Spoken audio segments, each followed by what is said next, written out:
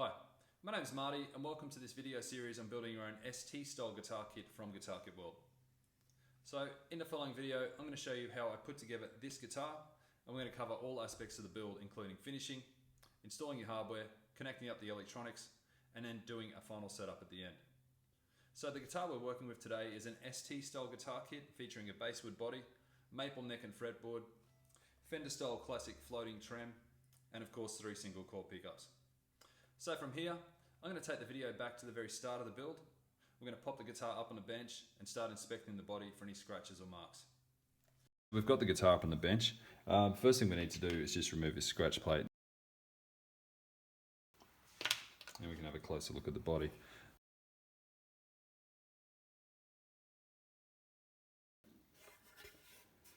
I'm not seeing any obvious scratch marks. Most of the time these guitars come out of the factory sanded to about 320 grit, which is generally more than enough to start applying a prime coat. A couple of places to just look out for machine marks on the bottom of the guitar, any machine marks in around the horns as well. This neck fits particularly well. This is a maple neck, and it also appears to be sanded to 320 grit. Now if your scratches are deeper than these, I would recommend maybe a 180 grit and then working your way up to 320. Basically use the 180 to remove the scratches, and then use a 240 grit to remove the marks left over from the 180, and a 320 grit to remove the marks left over from the 240. So just working your way up through the grades of sandpaper basically until you've got no visible sanding marks left.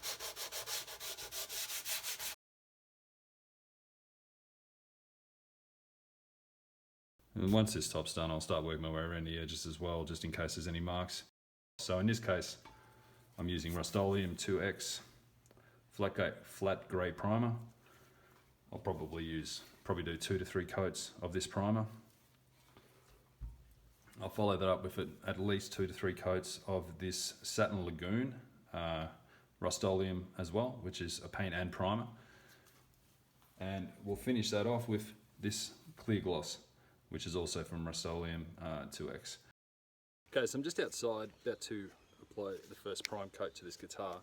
A couple things to keep in mind. I'm going to be doing this near a clothesline so I can hang the guitar when it's painted. So as you can see, I've got these hooks in place already.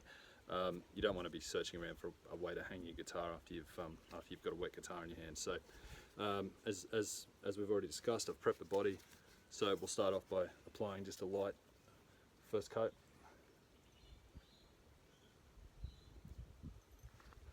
So first thing we need to do, shake the can up really well. Start around the edges.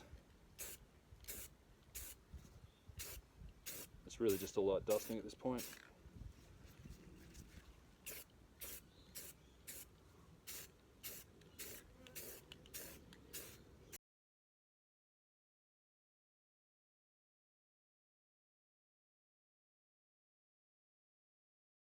When you're doing a second and third coat, what I like to do is dip the nozzle in some very hot water. So I've got some boiling water here.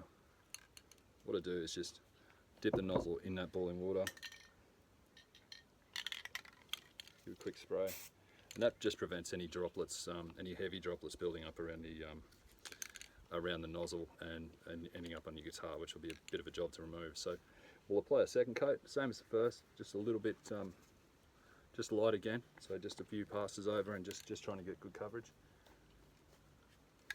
So again, I'll start with the sides.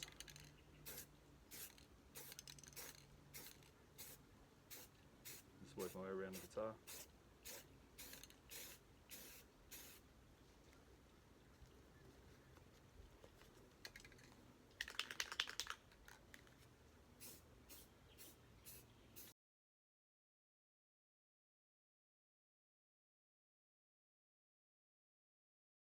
I like to use a timber sanding block. It just keeps the surface area of your sandpaper flat. So I'm not applying too much pressure. Just sanding gently. I'm being sure to remove any grit as it builds up, which it will.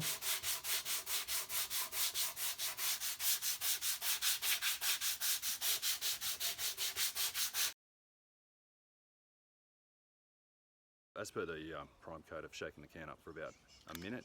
And you shake it up for a minute after you hear the rattle of the can, like so. And I'll start spraying as per usual. So again, we're starting with the sides first, just to deal with any overlap on the back and the front that we can go over then. And again, spray in nice long patterns and overlap each time. Hold the can slightly upright, about 6 to 8 inches from the guitar.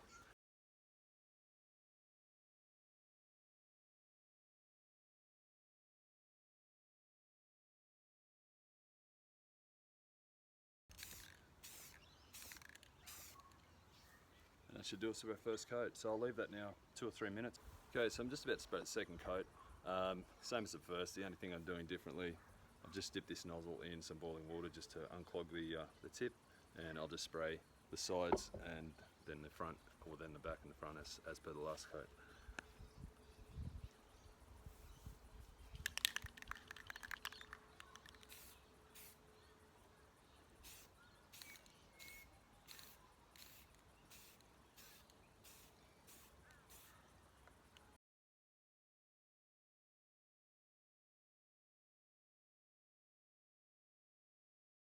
I'll just spray the third coat, same as the first, same as the second. Be sure to shake the can up before you use it each time. I'll just start with the sides again.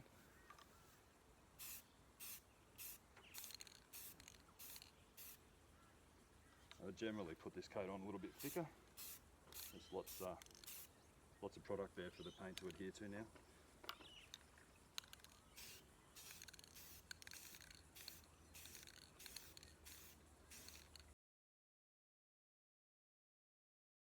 I'm going to start with fairly high grade of paper here. I'm actually going to start with an 800, and all I'm looking to do is remove any shine on the guitar body, basically. So when I'm sanding, what you'll see will happen is there'll be areas look shiny and then areas that are quite matte, quite dull, and that's the areas that are dull where the sandpaper is affecting, and the shiny areas are still lower, which means the sandpaper hasn't affected that. The only problem today is it is quite windy, so we're going to have some dust to contend with. So I'm going to spray this quickly outside, take it back inside and bring it back out. So I'll do 3 coats. So we'll be applying our paint just the same as we do when we apply solid colour. Make sure you've got a mask on. Give the can a good shake. I've already shaken this up for about 30 seconds.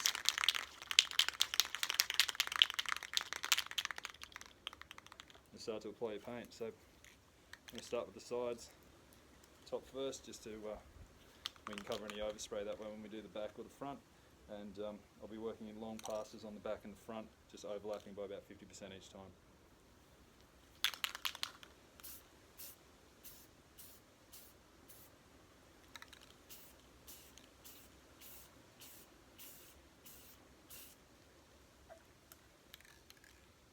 This first coat I'll be putting on fairly light.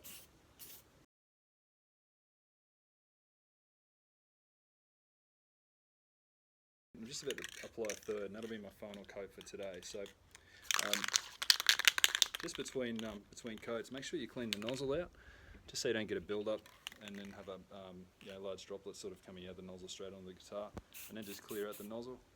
And we're just going to do things the same way. So same with the sides, then dealing with any overspray from the sides by doing the back and the front, and then I'm going to hang the guitar in a cool sort of dry environment for the next 24 hours. From there, I'll probably scuff the surface up a little bit more using some 800 or 1000 grit paper, and I'll come back and repeat the process the next day. And I'll probably do that over 3 days. So what I'm looking to do is get about 9 coats of clear on this guitar.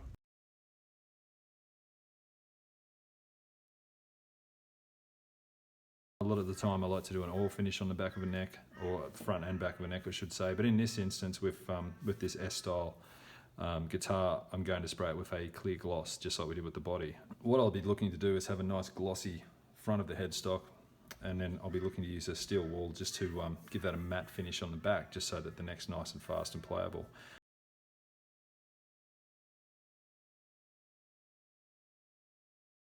Okay, so I've got the ST guitar back up on the bench now. It's dried for about 3 days since we sprayed the clear gloss, Remember that was an acrylic, so it dries much quicker than a lacquer, for example. And as you can see, we've got that nice glossy finish. But if we hold the guitar up a little closer to the light, and you can see where the light reflects just around here, you can see that peel effect through the paint, that orange peel effect, and that indicates uneven areas in the paint. So the next thing we need to do, taking an 800 grit paper, is just start sanding and trying to remove that orange peel effect. Now I've already been sanding in this area for a little while before I hit record on the video, so I'll hold the guitar up in a second and just show you the difference there. So hopefully this is coming up nice and clear, but this area here I've been sanding, and it's far less glossy now, but it's also got far less of that peel effect through it. You can see as the light passes over, it sort of disappears there.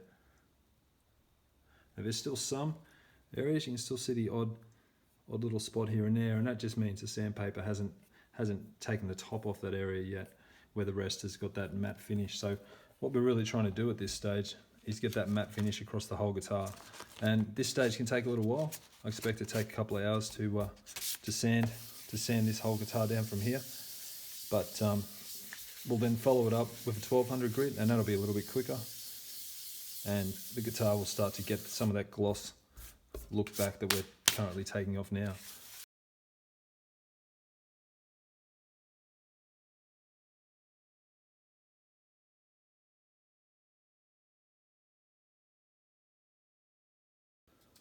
Okay, so you can see, hold the guitar up now, we've got that matte finish on most of the guitar. We've just still got some of that shine on these curves. And one little trick that can help when you're sanding curves is to take an eraser and wrap some sandpaper around that. It conforms those curves a little easier. Just allows you to get a little more into those curves from there. Especially useful when you're doing horns, for example.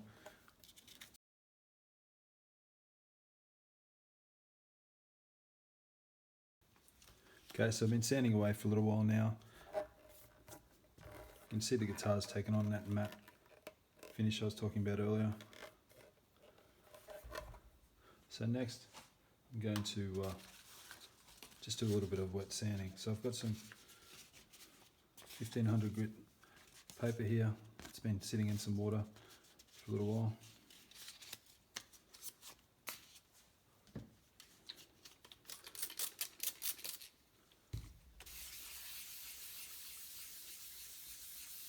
Now wet sanding is a little more aggressive, so you want to be a little careful with it. But it does help because the sandpaper doesn't clog up as much. It just removes some of that friction between the sandpaper and the paint.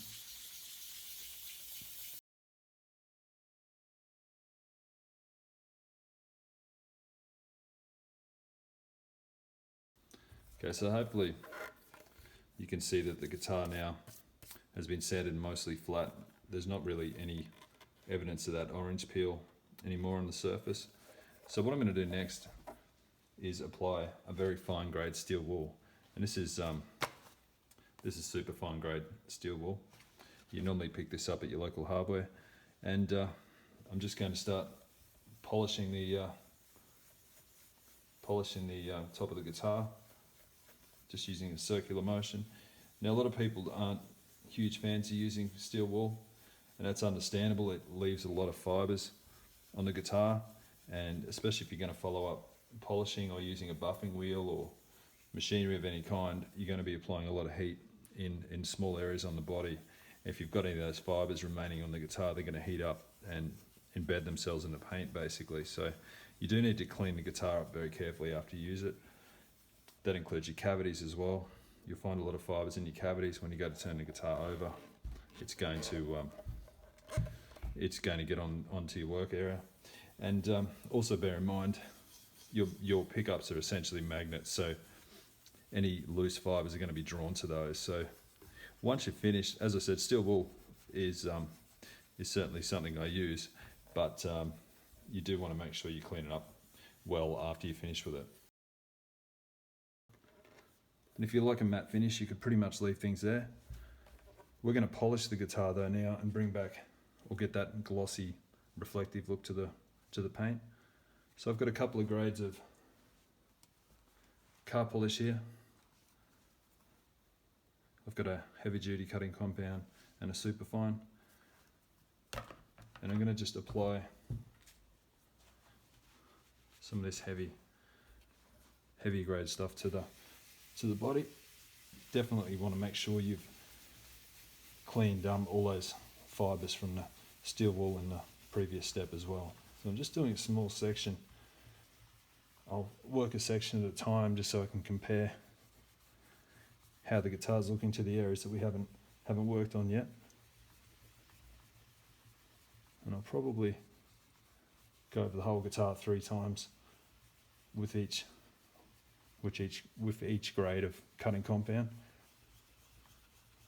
And you'll be surprised how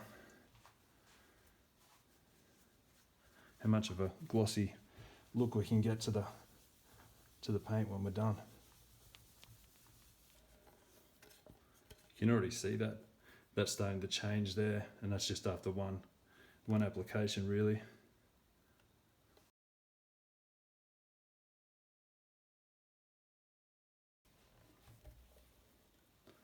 So you can see that reflective glossy finish is starting to come back to the guitar now.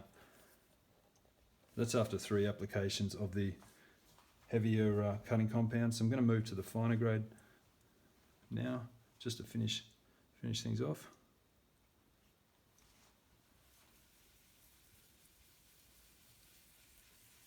Again, I'm just going to work a section at a time, just so I can compare what I'm doing to what's yet to be done.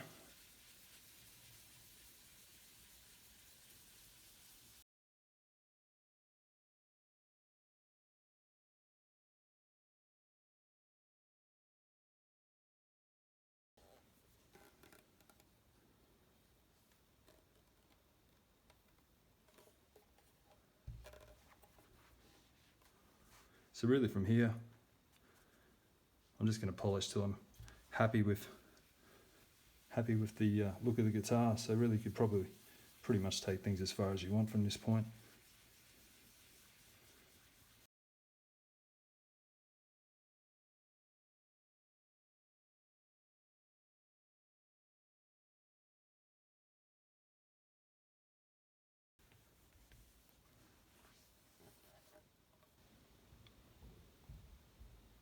Okay, so we've got a fair bit of hardware to work with here, but I think the first thing we'll do is install the neck. So just insert the heel first and push down. Turn over.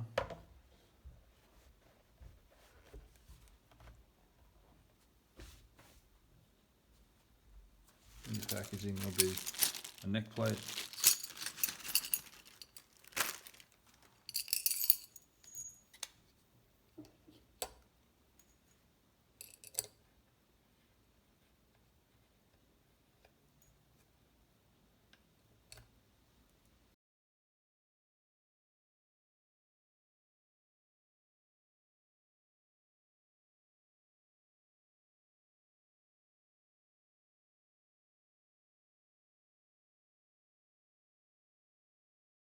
So one of the first things we need to do when installing the pickguard is just identify our wires. So wiring up an ST or S-style kit's pretty easy to do.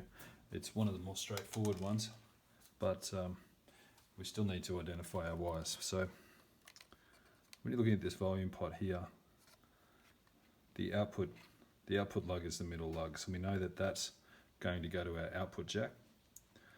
That means these 2 other wires here are going to be earths, and they're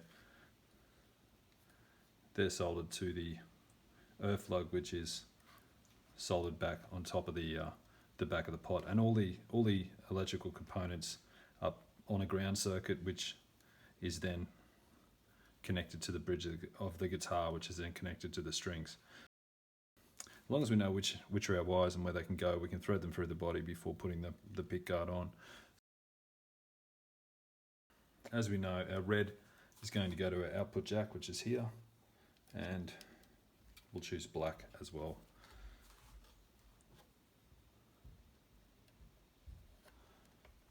So we will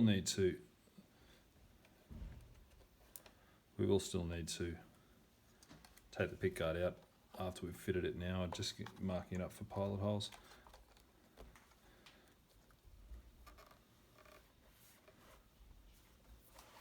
So once that pick guard's in place, just make sure it's positioned well. So when we're putting screws into the body of this guitar, the screws themselves are quite small and fragile, so we need to drill pilot holes first. So I'm just marking the location of those now.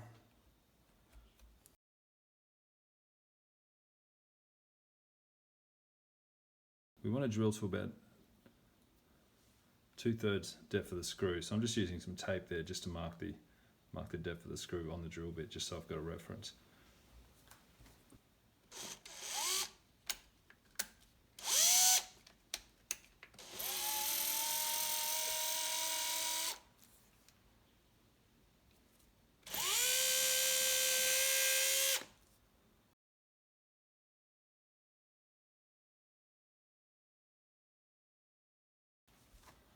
Also, just because this guitar's a painted finish, I'm just going to go around and chamfer those holes, just chamfer the edges so that the screws don't chip the paint. So I'm just using a small drill bit.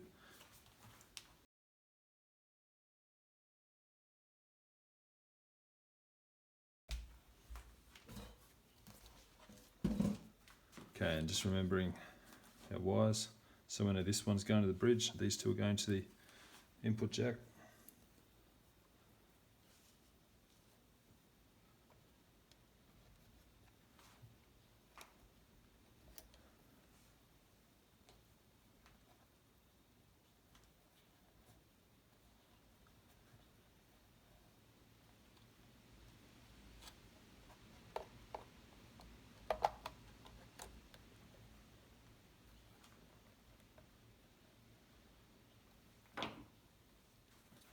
As I said, these small screws are fairly fragile, so it can also be an idea to dip the screws in wax.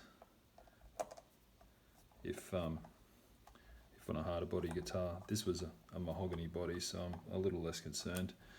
These should go in fairly easily.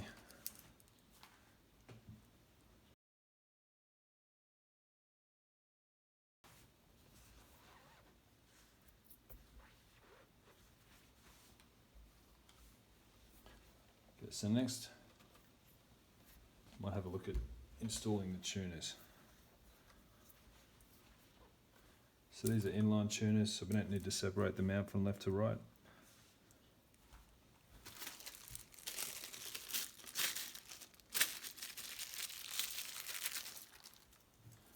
And the way these work, you get inserted through the headstock like so, washer sits on top, and a bushing is done up. Now, when you're putting your tuners in, make sure that the screw that secures the tuner from moving about is facing downwards.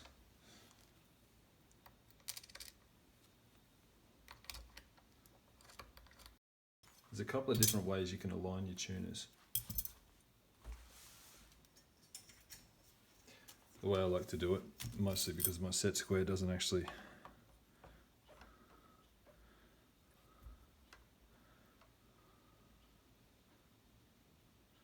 fit between the tuners, so I find it a little bit frustrating sometimes, is just to take a steel rule and align them this way. So if you're going to align them with the square, you're going to need to do them one at a time. If you're going to align them relative, so to each other like so, which is what I'm going to do here, just use the steel rule.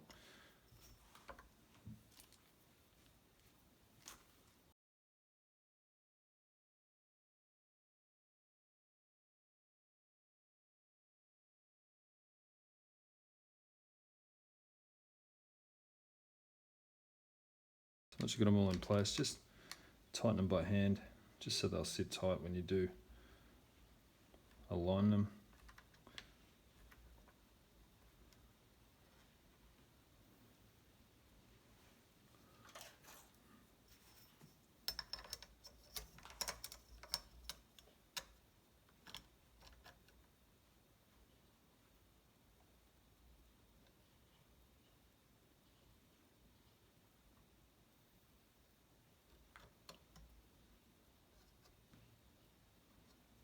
And just line them up with the ruler like so.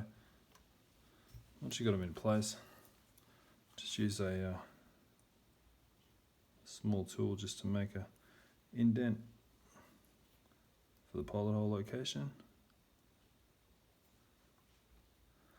You definitely don't want to skip this step. The body was mahogany, and that's certainly a softer timber. We might get away with some of those small screws, but the neck's maple and it's a much denser timber. So you do want to definitely drill your pilot holes.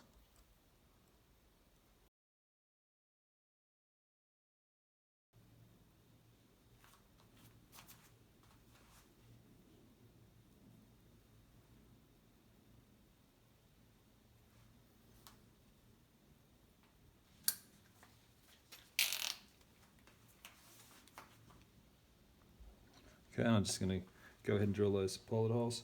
Definitely use your depth indicator here. You do not want to drill through the headstock by any means, that's for sure.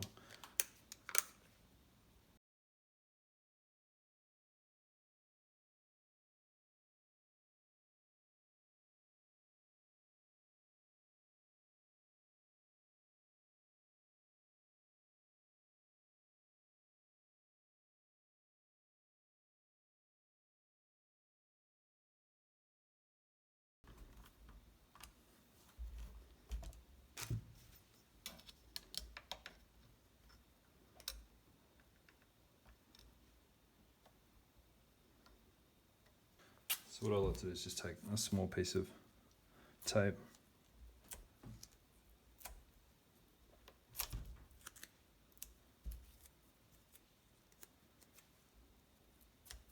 and that should come straight off like so. So next we'll install our strap buttons. Now strap buttons, if you're unaware, are the buttons, these little chrome buttons you'll find in your packaging. They have little rubber footing. They should be in their own little plastic bag. Have their own little rubber footing to protect the finish. And they just get screwed into the body like so. And that's obviously what the strap, if you're playing standing up, you would use. So obviously the location of those is going to be important with regard to balance of the guitar. So on a S-style guitar like this, there's one at the base and normally one positioned on the top horn, slanted slightly downwards. So we'll start with the base one. So what I normally do is just guess about half and put some tape there, something that I can mark instead of having to mark the guitar.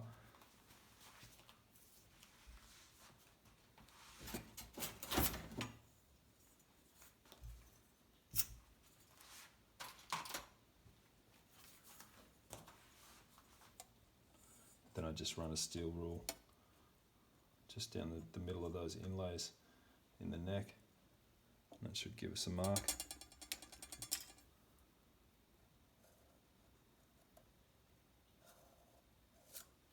From there we just want to continue that line using our square.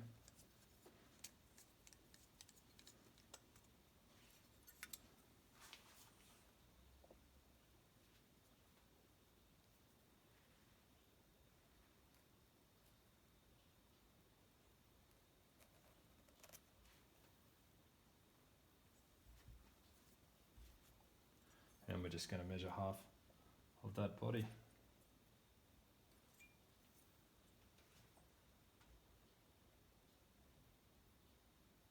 So the body's normally a depth of around 40 mil, depending on what you've used for a finish.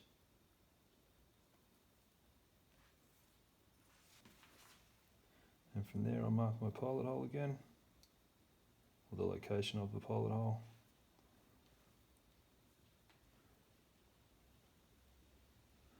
can remove the tape.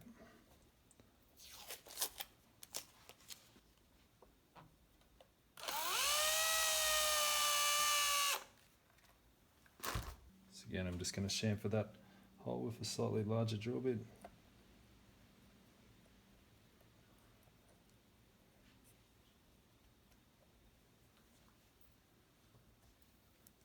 Just remember to keep that rubber footing between the button and the finish.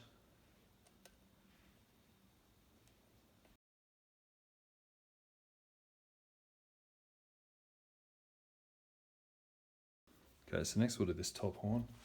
So just the same thing again. You're just going to have to pretty much eyeball the location, but we can still measure and make sure we're centered.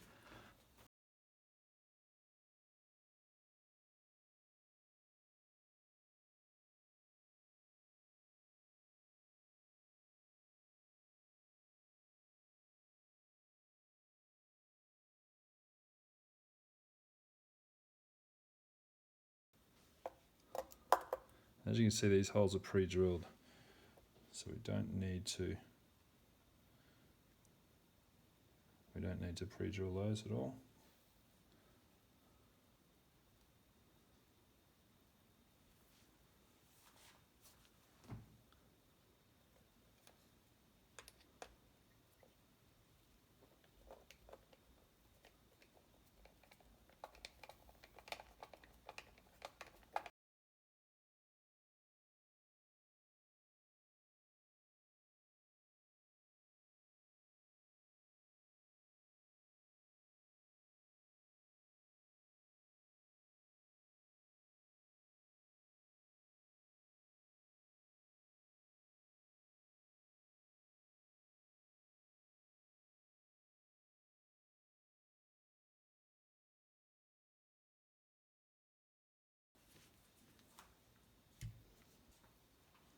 Okay, so I'm just going to poke those wires in for now.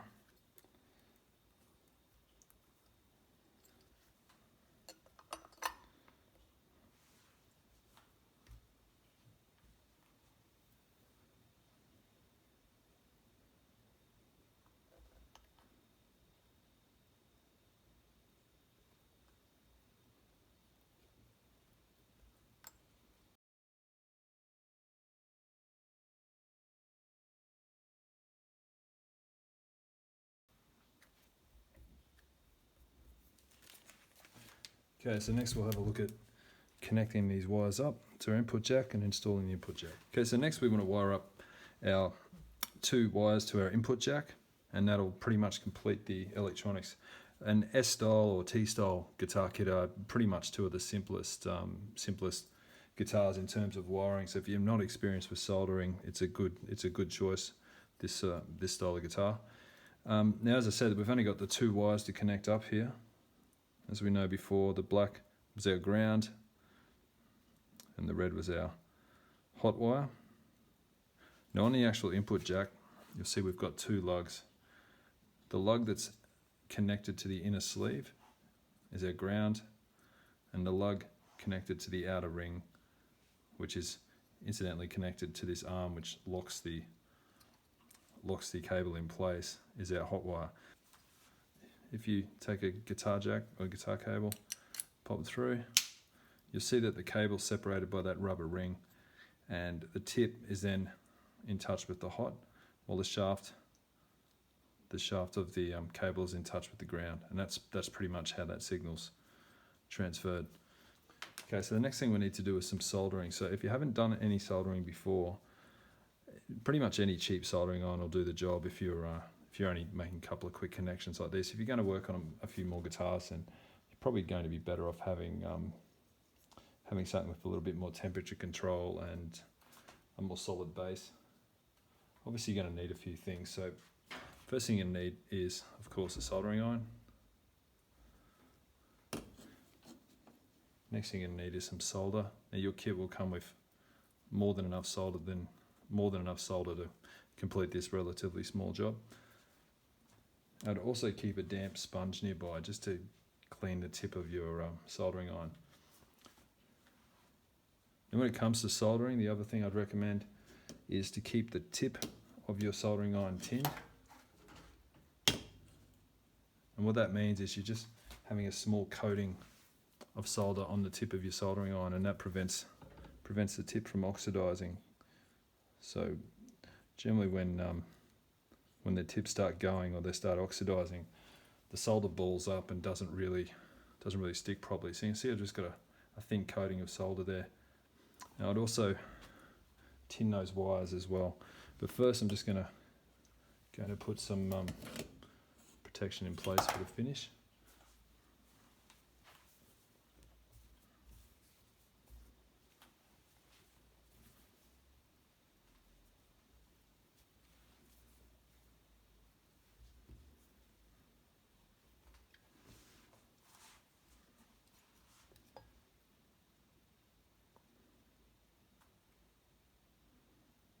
As I said, the black's their ground, so it gets connected to the lug that's connected to the inner sleeve.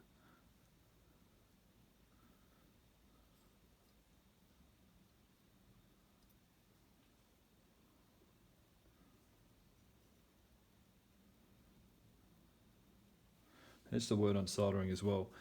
When you are soldering connections, I should just tin those two components as well.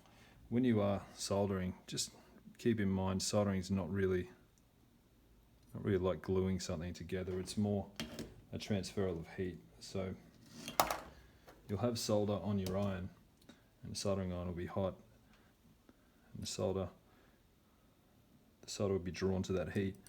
So you do need to heat up your elements a little first before you can expect the solder to stick.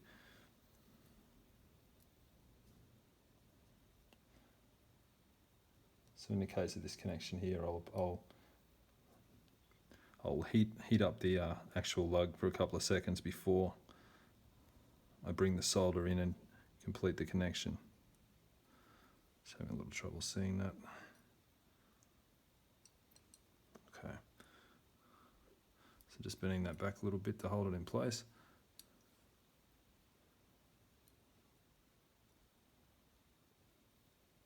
Just make sure I can get to it there. You do definitely want to have some protection for your finish as well. As I said, just apply some heat, just a couple of seconds, just till it's hot enough. Just drop a small amount of solder on. Don't need to use much. And just test the connection. So just give the wires a small pull, and that one's fine. So I'm just going to tin that as well.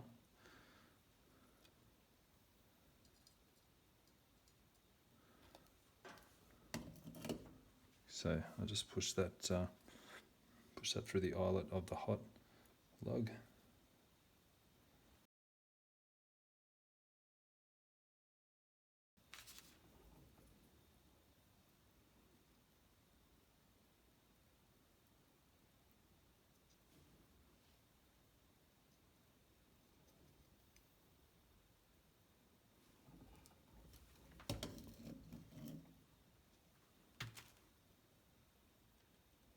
Okay.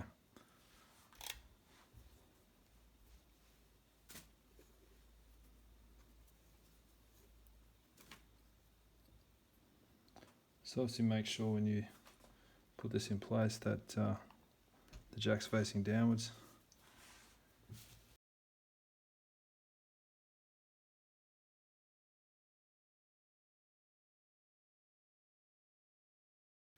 Okay, so our next job is to install the rest of this floating tremolo system. So I've got a spring claw here, and the spring claw sits, well, it doesn't sit hard against the body. It depends how tight the screws are, the two screws that are holding that in place. And then a spring is installed like so, and that sits into the tremolo block like so. And depending on the interplay between the springs and the tension of the strings depends on how much of a tremolo action you get.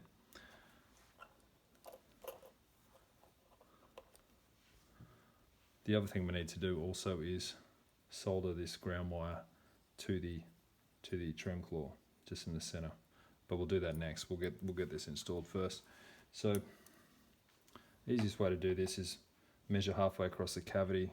You see I've just got a small dot there, and line that up with the center of the tremolo claw, and then just mark those holes. Those holes are a little bigger, so I'm just going to mark those with a pen.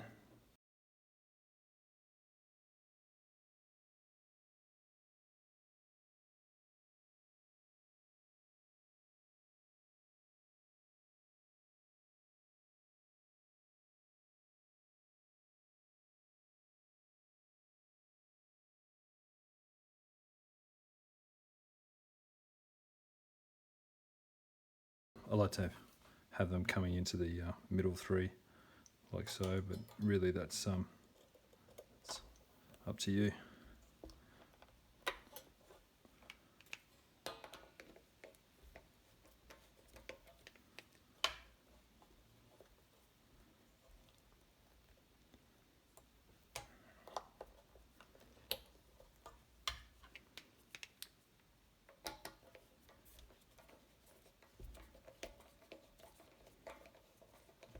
And for now, just tighten that up again.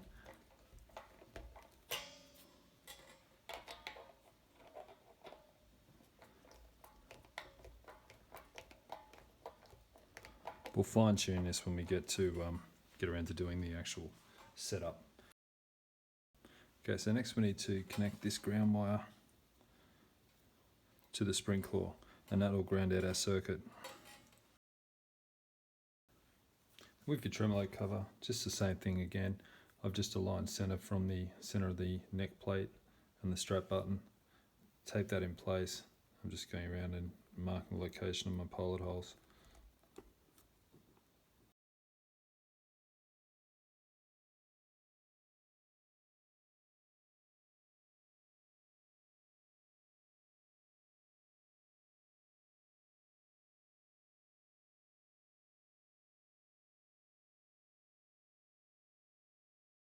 Okay, so now we've got our electronics connected. We'll quickly test our pickups.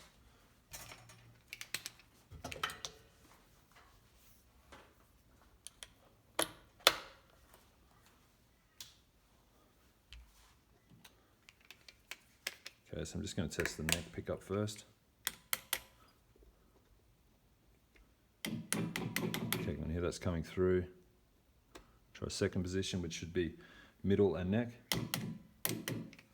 Third, which should just be middle. Fourth, which should be middle and bridge. And fifth, which should just be bridge. And we can hear that volume is working as well.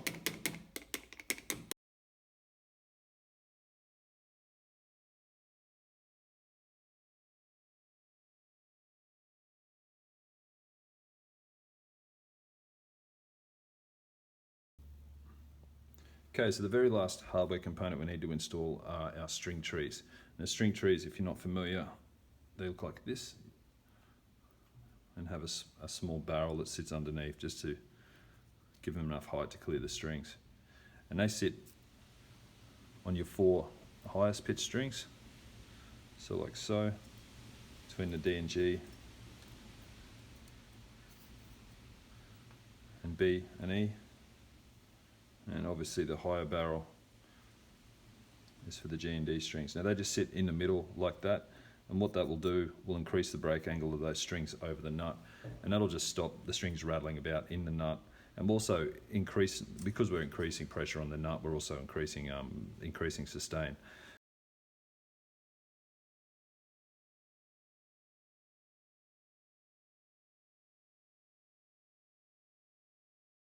Just line these up by eye.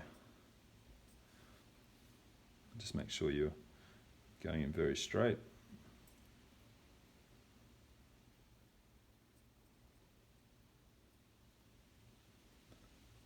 And then mark your indentation like so.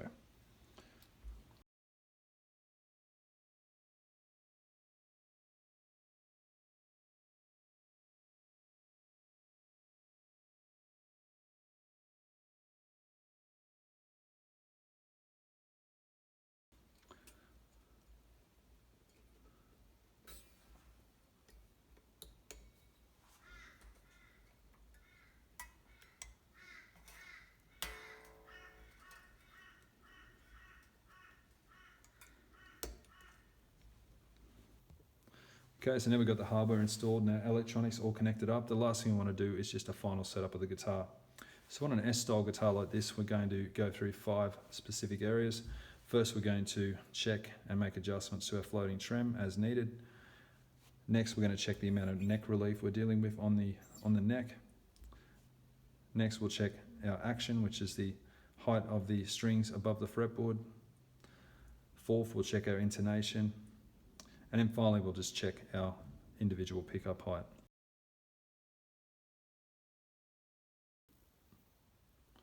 Okay, so one of the first setup tasks we need to do is set up our floating tremolo system. So if you're unfamiliar with Fender style vintage floating tremolo systems, essentially what we've got is a plate, the springs are pulling against that, and the interplay between the strings and the springs connected to the tremolo claw at the back are what raises the back here. And Fender recommend about a 3.2mm gap between the back of the plate and the body, and that's what I'd normally go with as a starting point. And what that should allow us is when we use the bar, we should be able to shift the pitch of the note by a step, which is about a fret difference on the guitar. So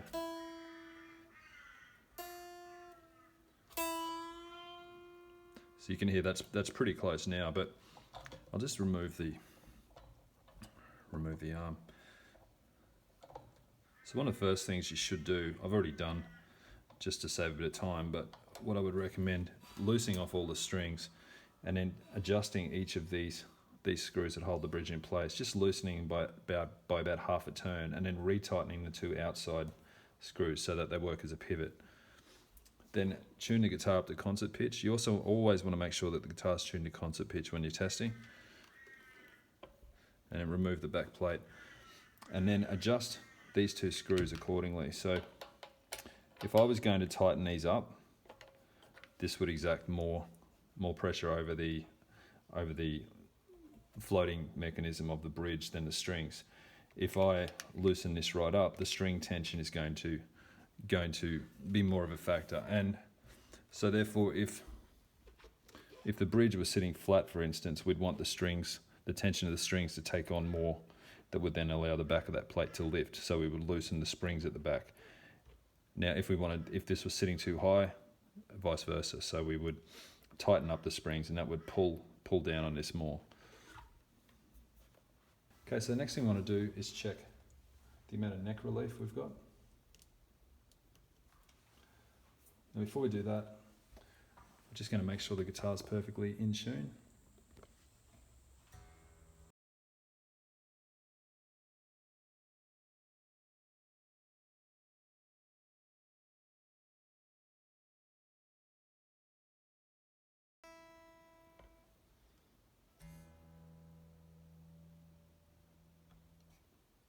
Okay, so there's a couple of ways to adjust or to check first the amount of neck relief you've got. You can use a steel rule like this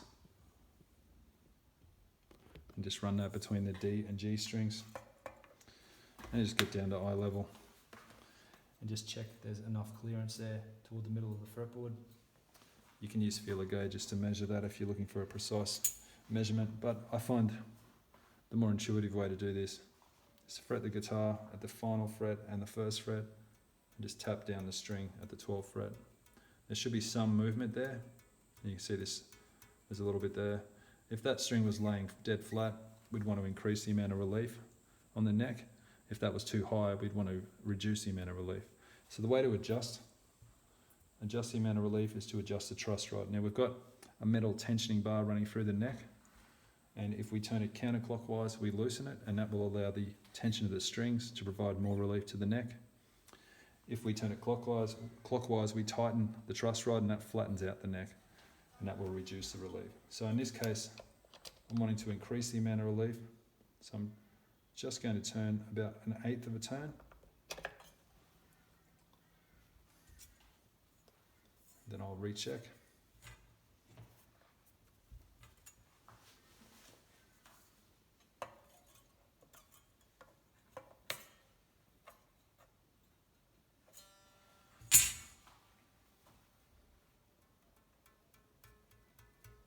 That seems about right to me, but that's essentially what you would do. You would just go through and keep making small adjustments to that truss rod. It would be unusual that one adjustment would, especially with a new kick guitar that hasn't been played before, it would be unusual that one adjustment like that would provide the appropriate amount of relief. Now again, I would suggest tuning up the guitar again.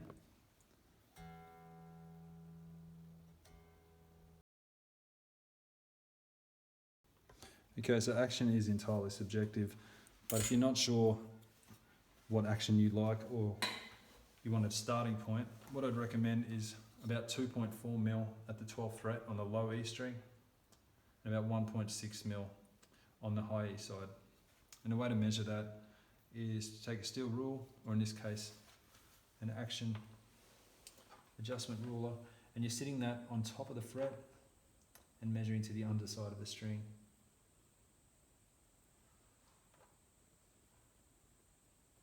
So in this case, our action is a little low, but that's typically what I prefer.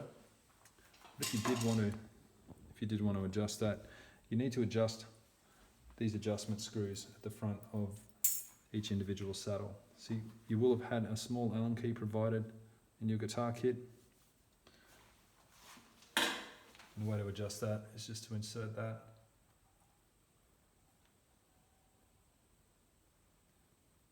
And turning counterclockwise will loosen it, that will lower. Turning clockwise will raise it. But you also need to achieve the right balance between the two. So you'll see you've got adjustment screws on both sides of each saddle. You want to make sure they're even, otherwise the saddle will sit on an angle.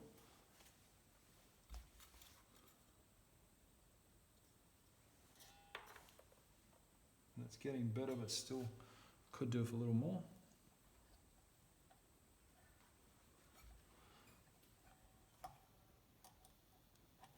You'll typically find you'll adjust those saddles also in line with the radius of the neck. So towards the middle, those saddles will typically be higher, and that will just match the actual radius of the neck.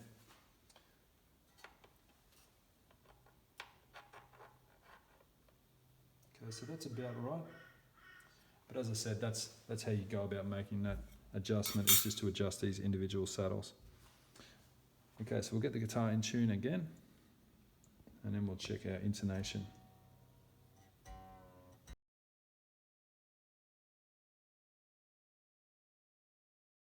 Okay, so our low E is in tune.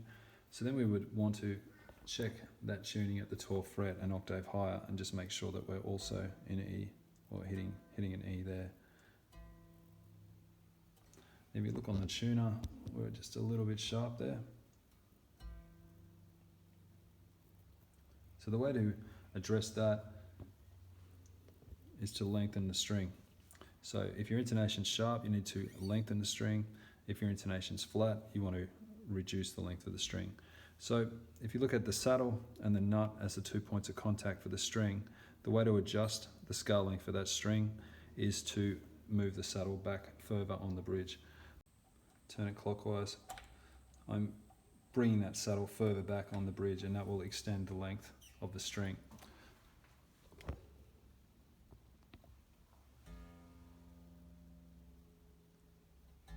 So we'll just check that again. You also want to make sure you're hitting with the same attack as you're hitting that open string. So as you can see, we're still just a little bit sharp, but we've improved it. So that's how you'd basically do that. You keep tweaking that until your intonation's perfect, and you do that across all 6 strings.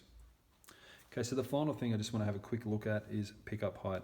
If you're looking for a starting point, what I would suggest is to aim for about 2.4 mil clearance on the bass side and about 2 mil clearance on the treble side. Now the way to check this, you need to be fretting at the last fret, and what you're actually measuring is the distance between the top of the pole piece and the underside of a string. So in this case, I can see that that's going to be way too low. Yeah. Sorry, the pickup's way too high, the gap's way too low. So what I need to do is just adjust these mounting screws on the side.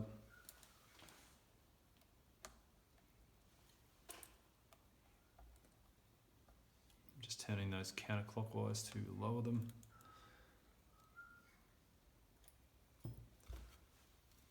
As I said, it's entirely subjective, but a good starting point if you're not sure is about 2.4, 2.5 mil from the top of the pole piece to the underside of the string, which is pretty close to what we've got there. Okay, so that's pretty much how you complete a basic setup. As I said, once you're more accustomed with the guitar and you've played it more, you'll probably want to come back and repeat some of those steps. You'll no doubt be listening out for fret buzz or poor intonation. Okay, so from here I'm going to plug the guitar in and we're going to give it a final test. I'm left-handed, unfortunately, so it's a little tricky for me to do a full demonstration of this guitar, but I will just run through the different pickups and the pickup selector settings. So first we're going to start on the bridge pickup. Volumes working across all the pickups.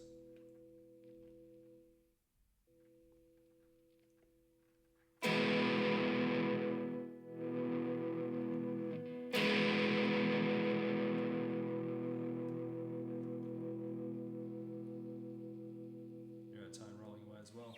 Now, when I take my hands away from the guitar, what I want to hear is no electrical interference, so no hum or noise. That would indicate that our ground circuit's installed correctly. So if you do take your hands away from the guitar and you do hear sound, what I would do is open up the electronics cavity and have a look at your ground circuit. The last thing I'd do is just test the neck. So I would run up and down each string at each fret. And what you're listening for is fret bars or any dead notes. So do that on all strings and then go back and make necessary adjustments to the neck relief and the action as required. Okay, so from here, that's pretty much the end of the project. I hope you've enjoyed following along and enjoyed building your guitar as much as I have. And thanks for watching.